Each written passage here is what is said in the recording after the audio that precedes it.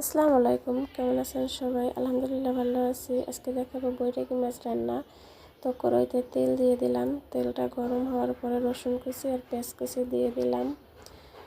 তো এটা ভালো করে একটু ভাজা ভাজা করতে হবে।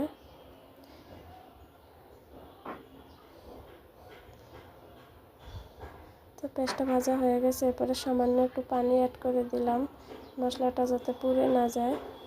হলুদের গুঁড়া, মরিচের গুঁড়া, লবণ, কিছু ভাজা জিরার গুঁড়া অ্যাড করে দিলাম। এরপরে মশলাটা ভালো করে কষাতে হবে।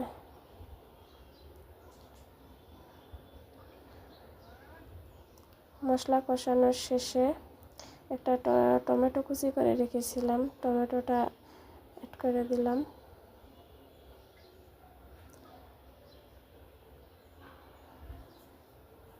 এটা ভালো করে কষানোর পরে মাছগুলো দিয়ে দিলাম।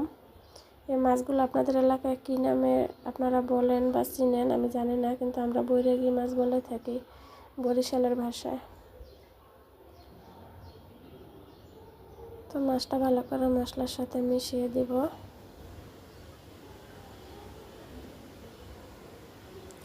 সামান্য পানি অ্যাড করে দিলাম, মাছটা যাতে ভালোভাবে রান্না হতে পারে।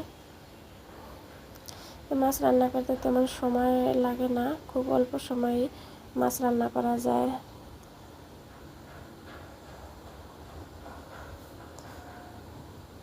আমার মাছ রান্নাটা হয়ে গেছে।